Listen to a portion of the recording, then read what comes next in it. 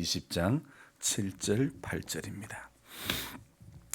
또 그들에게 이르기를 너희는 눈을 끄는 바 가증한 것을 각기 버리고 애굽의 우상들로 말미암아 스스로 더럽히지 말라. 나는 너희의 여호와 너희 하나님이니라 하였으나 그들이 내게 반역하여 내 말을 즐겨 듣지 아니하고 그들의 눈을 끄는 바 가증한 것을 각기 버리지 아니하며 애굽의 우상들을 떠나지 아니하므로 내가 말하기를 내가 애굽 땅에서 그들에게 나의 분노를 쏟으며 그들에게 진노를 이루리라 하였노라. 아멘. 자, 오늘도 잘 나오셨습니다. 저는 전화기가 자주 먹통 비슷한 그런 상태가 될 때가 많습니다. 먹통이라고 말을 하지만은 사실 전화는 잘 됩니다. 그런데 뭐가 안 되느냐? 인터넷이 먹통 내지 아주 느리게 작동이 되는 겁니다. 그래서 이게 되는 건지 안 되는 건지 얄미운 거예요. 왜요? 아예 안 되는 것도 아니고 되는 것도 아니고, 그러니까 다시 네가 요금제를 높은 거를 써라. 이 상술로밖에 보이지 않는 겁니다.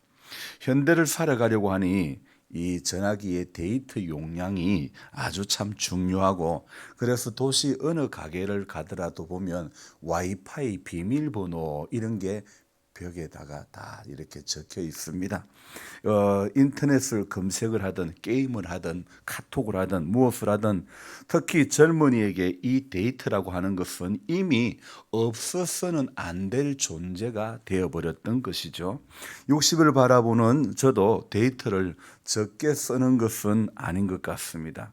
성경망 방장과 섬김으로 봉사하면서 많이 쓰기도 하고, 하여튼 저도 이 데이터를 많이 사용하는 걸 보니까 아직 젊기는 한가 봅니다.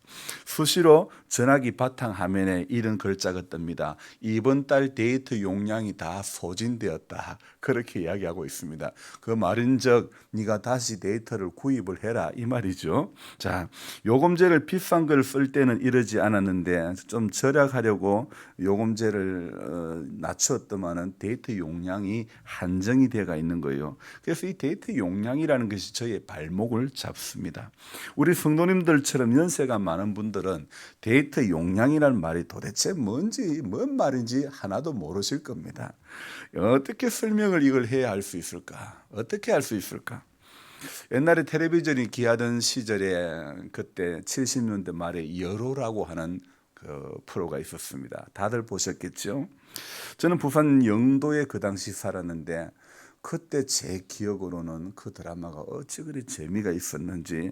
그런데 이 텔레비전을 보려면 우리 집에는 TV가 없으니까 남녀 호랑개교를 믿는 그 집에 가서 봤단 말이에요. 근데 우리 교회처럼 수요 예배가 있는 그런 날에는 그 집에서 텔레비전을 볼 수가 없어서 참 아쉬웠어요.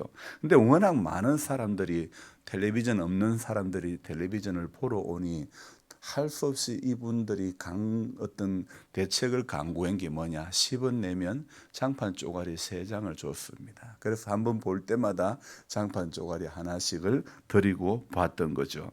장판 쪼가리가 다 떨어지면 TV를 볼 수 있다 없다? 데이터가 바로 그렇다는 거예요. 데이터가 다 쓰고 나면 사용할 수 없다는 거예요. 이제 충분히 이해가 되겠습니까? 자, 이 데이터라는 거예요. 쉽게 말하면 이렇다는 거예요. 제가 얼마나 여러분들에게 쉽게 이야기를 해드립니까? 요금제에 포함된 양 이상의 데이터를 쓰고 나면 그때부터는 엄청 느린 속도로 이렇게 되는 거예요. 그래서 사람이 이게 감질 나는 겁니다. 감나무 아래서 입 딱 벌리고 있으면 감이 떨어집니까? 꼭 그런 식입니다. 데이터가 소진되고 나면 참 답답한 거예요. 자, 오늘 생각해 보았습니다. 하나님을 믿는 성도라면 은혜가 식어지면 답답해야 하는 것이 정상이지 않을까요? 영적으로 하나님과 충분히 교제를 나누어야 하는데 그러지 못해 하나님과 소통이 안 되고 있을 때 바로 스마트폰에 데이터가 소진이 되었을 때에 와이파이가 안 될 때와 같은 그런 답답함을 느껴야 하나님의 자녀라면 정상적인 그런 자녀가 아닐까요? 예배당에 가기는 가는데 예배는 드리기는 드리는데 스스로 눈 막고 스스로 귀 막아가지고 말씀이 들어오는 통로를요 온갖 세상 생각으로 전부 다 막아버리는 거예요. 누가 막아요? 마귀가 막기도 하지만 자기 스스로 막아버리기도 한다는 것입니다. 그렇게 다 막아버리고 하나님의 말씀이 어떻게 들어오겠습니까? 세상 정보를 예배드리는 그 한 시간에도 못 봐서 난리라는 겁니다. 그래서 지금 청년들 예배에는요 그렇게 신나게 뜨겁게 찬송을 하다가도 예배를 드릴 때 되면 전부 머리를 숙여가지고 이러고 있습니다. 카톡 보내고 뭘 하고 그 예배드리는 한 시간에도 말씀이 들어오는 통로를 다 막아버린다는 것입니다. 여러분 오늘요 데이트가 유용한 것은 사실이지만은 말씀을 먹는 통로를 막아버린다면 그것은 유용이 아니라 사람을 영적인 바보로 만들고 만다는 것입니다. 여러분 아무리 좋은 것이라도 아무리 좋은 집이라도 아무리 좋은 친구라더라도 여러분 아무리 잘 사는 부자라고 하더라도 자신이 누리는 그것이 하나님의 은혜의 보좌 앞에 나오는 것을 막는 통로가 된다면요 그것은 금세 내 영혼을 병들게 하고 마는 것이 되는 겁니다. 여러분 그래서 하나님과의 소통을 막는 일, 하나님과의 소통을 막는 친구, 그것이 설령 섬김과 봉사라고 할지라도 하나님과 소통이 안 된 채 드려지는 그 모든 것은 어쩌면 에스겔 7장 8장에 나오는 가정한 일이 되고 만다는 것입니다. 저는 이번에 에스겔서를 읽으면서요 전에 보지 못한 것이 보입니다. 전에 수없이 이 에스겔서를 보아왔지만은요 전에 그렇게 보아도 보이지 않던 거, 여러분 바로 가정한 일, 이 단어가 이번에 보여지는 것입니다. 여러분 성경을 봐도 설교를 들어도 보이지 않는 것이 보여지는 것, 들리지 않는 것이 들려지는 그것이 기적이고 그것이 은혜라는 것입니다. 여러분 전에 못 봤던 것이 보는 눈이 생겨지는 것, 전에 못 들었던 것이 들려지는 귀가 열려지는 것, 여러분 이게 하나님의 은혜가 아닙니까? 오늘 이 가정한 일은요 에스겔서를 쭉 읽어보니까 7장 8장에 서너 번 기록되어 있던 것이요 9장에 한 번, 11장에 두 번, 14장에 한 번, 그리고 16장에는 무려 8번 나오고 오늘 이 20장에 들어오면요 또 3번이나 나옵니다. 아니 에스겔서에 왜 이렇게 가정한 일이라는 단어가 이렇게도 많이 나올까요? 하나님께서 에스겔에게 말씀하시는 이 가정한 일, 에스겔을 통하여 이스라엘 백성들에게 말씀하시는 이 가정한 일이 도대체 무엇이냐는 겁니다. 표면적인 것은 우상을 말하는 것일 수 있습니다. 그래서 오늘 7절에 보면 또 그들에게 이르기를 너희는 눈을 끄는 바 가증한 것을 각기 버리고 애굽의 우상들로 말미암아 스스로 더럽히지 말라. 표면적으로 보면요 우리를 가증하게 만드는 것은 우상일 수 있습니다. 8절에 또 뭐라고요? 그들이 내게 반역하여 내 말을 즐겨 듣지 아니하고 그들의 눈을 끄는 바 가증한 것을 각기 버리고 애굽의 우상들을 떠나지 아니하므로 7절도 애굽의 우상, 8절도 애굽의 우상. 그렇게 우리에게 이 가증한 것은 어쩌면 우상을 표면적인 것은 말할 수 있습니다. 그런데 또 하나 이 7절 8절에 공이 나오는 단어, 반복되어 나오는 단어가 또 하나 있습니다. 무엇입니까? 애굽의 우상 말고 가정한 거 말고 또 반복되어 나오는 거 무엇입니까? 5글자입니다. 무엇일까요? 7절에도 나오고 8절에도 나오고 자세히 한번 봅시다. 애굽의 우상 말고요. 가정한 것 말고요. 오늘 빨리 못 찾으시네. 딴 때는 빨리 찾으시는데 크게요? 근사님 누가 이야기하셨는데 좀 전에. 자, 그렇게 어렵습니까? 너희는 눈을 끄는 바, 그들의 눈을 끄는 바. 7절에는 너희는 눈을 끄는 바, 8절에는 그들의 눈을 끄는 바. 바로 눈을 끄는 바. 다른 말로 하면 창세기에서는 어떤 말? 보암직. 요한일서에 가면 요한일서 2장에서는 안목의 정욕이다 말하기도 하죠. 태초에 사람이 어디에 넘어졌느냐? 바로 보암직에 넘어지고 말았던 것입니다. 요한일서 2장에서는 안목의 정욕이라고 말하고 있는데 신약의 성도가요, 여러분 안목의 정욕에 넘어지고 말았다는 것입니다. 우리가 오늘 예수를 믿는 사람이라면 보이는 것을 보고 믿는 것이 아니라 보이지 않는 것을 마음의 믿음으로 믿는 자라야 된다는 것입니다. 여러분, 성도는 보이는 것을 믿는 사람이 아닙니다. 보이지 않는 것을 믿는 믿음으로 사는 사람이 바로 성도라는 것이죠. 여러분, 사람의 눈은요, 세상을 보면 볼수록요, 어떻게 됩니까? 세상 욕심은 더 많아지는 겁니다. 그래서 우리 눈이 세상을 쳐다보면요, 세상 욕심은 보면 볼수록 더 많이 우리 안에 들어오는 거예요. 목사는 괜찮겠죠? 천만에요. 저도요, 더 많이 들어오면 더 많이 들어오지 덜 들어오진 않아요. 저 안에도요. 그래서 사는 동안에요, 안목의 정욕을 벗어날 길이 없지만은 얼마나 절제하며 사느냐, 이 문제가 우리 앞에 놓여 있는 것입니다. 여러분, 우리 분명히 알아야 됩니다. 세상의 것으로도 내 마음의 고통과 괴로움으로 남으면 그것은 나의 욕심이고요, 비록 적은 것이라도 할지라도 내 마음의 기쁨과 평안을 누릴 수 있고 그게 남는다면 그것은 내가 지금 절제하고 있다는 것입니다.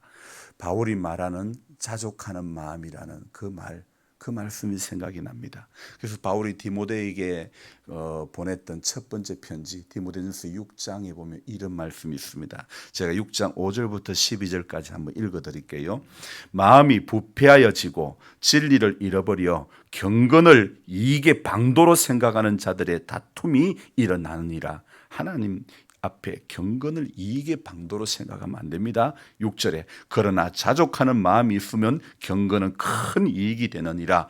7절 우리가 세상에 아무것도 가지고 온 것이 없음에 또한 아무것도 가지고 가지 못하리니. 8절 우리가 먹을 것과 입을 것이 있은즉 족한 줄로 알 것이니라. 부하려 하는 자들은 시험과 올무와 여러 가지 어리석고 해로운 욕심에 떨어지나니 곧 사람으로 파멸과 멸망에 빠지게 하는 것이라. 돈을 사랑함이 일만악의 뿌리가 되나니 이것을 탐내는 자들은 미혹을 받아 믿음에서 떠나 많은 근심으로써 자기를 찔렀도다.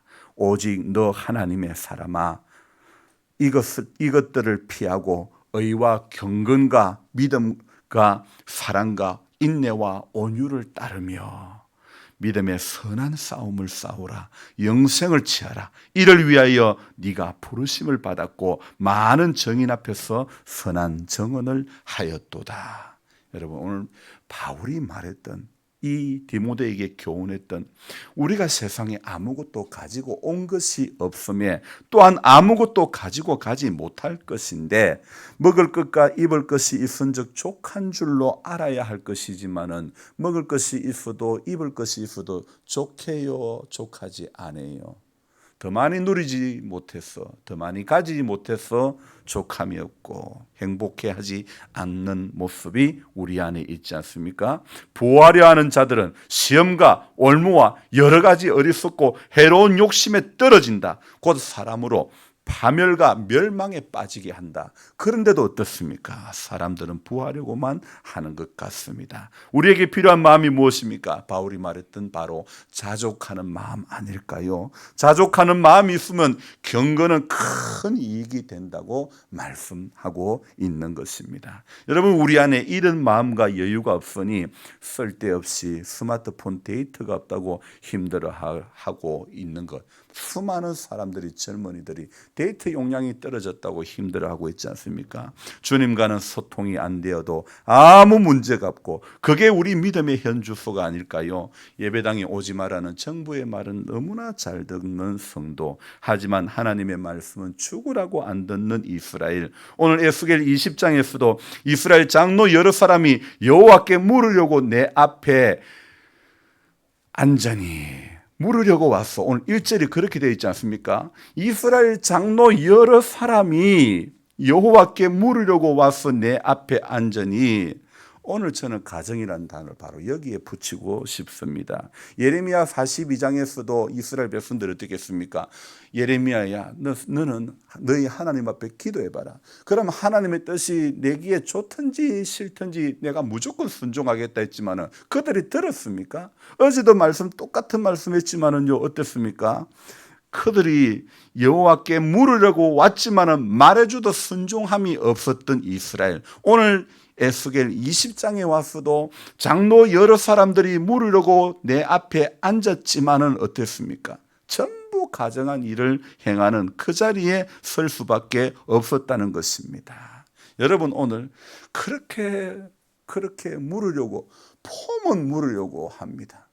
폼은 믿는 듯 합니다. 하나님의 뜻대로 살 것 같습니다. 그런데 어떻습니까? 삶에는 전혀 따르지 않는 그런. 그래서 제가 여러분, 새벽에 기도하는 것도 중요하지만은 삶의 자리에서 하나님의 뜻대로 살려고 몸부림치는 것은 더더욱 중요한 문제가 될 줄로 믿습니다. 친구 장로님이 잠을 못 이루고 있습니다. 지금 그는 가난과 더불어 싸우고 있습니다. 2차 색전술을 한 후유증으로 어제 통화를 하니 목사님 잠을 한 2시간도 못 잔다. 그렇게 밤이 너무 길다. 밤이 너무 길다 그러는 거예요. 저는 밤이 너무 길다는 말을 우리 할머니 할아버지한테 들었습니다. 아유, 왜 밤이 기노? 여러분 어떻습니까? 밤이 기십니까? 그래서 이 장로님이 2시간 이상 잠을 못 자고 제가 전화를 드렸을 때 약간 눈을 붙였나 봐요. 피곤해서 오후에. 그래서 전 장로님에게 그렇게 말씀드렸습니다. 장로님, 말씀으로 이겨내는 것밖에 없다고 해줄 수 있는 말이 목사로서 그거밖에 없습니다. 별의별 달콤한 말들이 다 필요가 없습니다. 내가 말씀으로 이겨내는 것 외에는 길이 없습니다. 욥의 친구들이 말 잘하지 못해가지고 욥에게 위로자로 서지 못했던 거 아니지 않습니까? 하나님의 나라는 인간의 말에 있지 않는 것입니다. 이 장로님이 지금 받고 있는 색전술이라는 거요. 이 색전술이라는 건 뭐냐면요. 간암을 먹여 살리는 혈관을 이렇게 찾아가지고 이 간암에 선택적으로 항암제를 투여하는 것입니다. 그래서 간암의 혈류를 일시적으로 차단해가지고 간암을 죽여버리는 그런 치료 방법입니다. 그래서 고농도의 항암제를 전신에 투여하지 않고 간암이 있는 부위에만 선택적으로 오래 머물게 해가지고 치료하는 그런 방법입니다. 여러분, 인간의 의술도 얼마나 발전하는지 몰라요. 오늘날 하나님의 말씀의 색전술이 나에게 적용되어졌으면 좋겠습니다. 나의 어디에? 오늘 7절 8절에 똑같이 나오는 바, 눈을 끄는 바, 내 눈을 끄는 그것에 하나님의 말씀의 색전술이 적용이 되어져 가지고 내 눈에 이 말씀의 색전술의 치료를 받아야 되어지는 것입니다. 그래서 하나님의 말씀이 내 눈에 집중적으로 투여가 되어야 될 것입니다. 그래서 눈이 세상을 향해서 끌림을 받지 않고 말씀을 향해서 끌림을 받아야 될 줄로 믿습니다. 성령의 색전술로 말미암아 우리의 눈이 떠여져야 되는 것입니다. 그렇지 않으면 예배당에 앉아 있어도 우리는 장님이 될 수, 영적인 장님이 될 수밖에 없는 것입니다. 영적인 기가 막힌 기머거리란 단어 쓰면 안 되잖아요. 영적으로 귀가 안 들린 농화가 될 수밖에 없다는 것입니다. 그래서 눈을 오늘도 말씀의 색전술에 우리 치료를 받아야 되는 겁니다. 그래서 눈을 끄는 그것에 세상은 전부 눈을 끄는 겁니다. 어쩌면 핸드폰 데이터도요, 전부 눈을 끄는 것입니다. 용량을 많이 쓰는 것, 눈을 끄는 수많은 동영상에 이렇게 끌려가서 전부 데이터가 없어지고 마는 것입니다. 저 어릴 적에도 텔레비전 보는 거 10원 내고 장판 쪼가리 3개 낸 거, 그것도 눈을 끄는 거였더라고요. 전부 보암직이라는 것이에요. 우리를 넘어지게 하는 것은 보암직한 것, 눈을 통해서 넘어지게 하는 것입니다. 그래서 눈이 아름다운 것, 귀한 것, 좋은 것, 섬기는 것, 한 예수님의 그 모습을 눈을 통해서 그걸 봐야 되는 것입니다. 세상에 좋은 것, 달달한 것, 달콤한 것, 거기에 내 눈이 끌린 바 되지 않기를 바랍니다. 가을인데 가을 구경, 단풍 구경할 것도 많겠지만은, 그러나 성도는 하나님의 말씀에 머물러 있어야 되는 겁니다. 눈을 끄는 바에 머물러 있지 않기를 주님의 이름으로 축원합니다. 기도하겠습니다. 우리 하나님 아버지, 오늘도 우리에게 이 새벽을 깨워주심을 감사를 드립니다.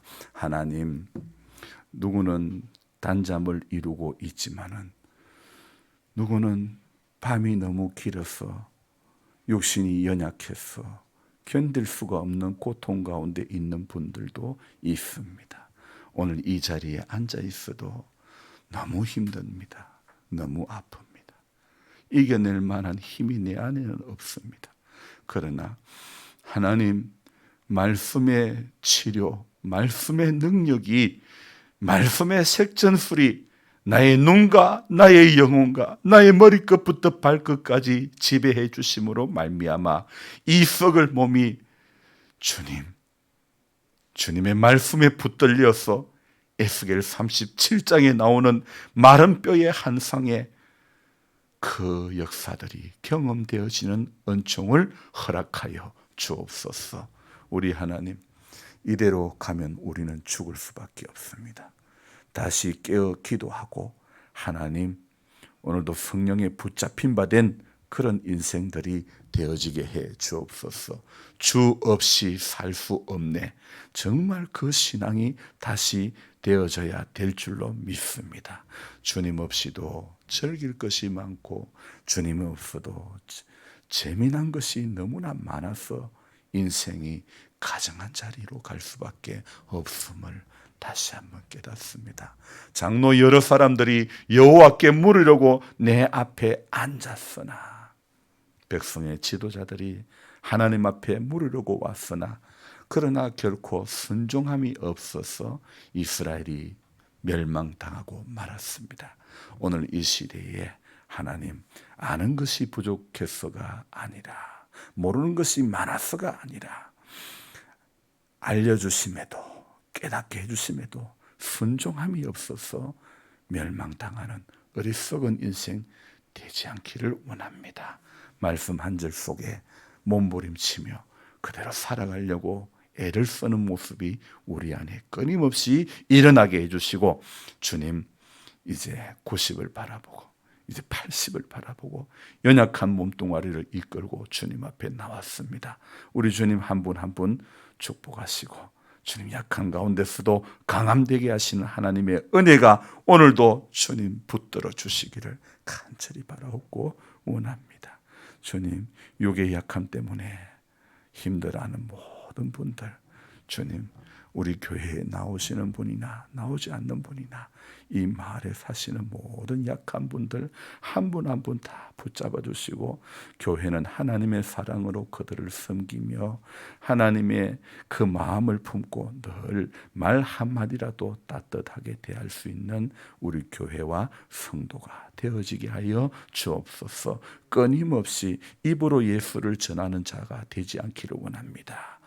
작은 것이라도 행함으로 예수를 증거하는 그런 우리들 되어지게 하여 주시옵소서. 오늘도 말씀을 듣고 기도합니다. 주님, 기도할 때 내 생각을 내려놓고 하나님의 것을 붙잡고 하나님의 성령께서 알려주시는 대로 간구하며 그렇게 기도하는 귀한 시간 되어지게 하여 주옵소서. 예수님 존귀하신 이름 받들어 감사하며 기도드리옵나이다.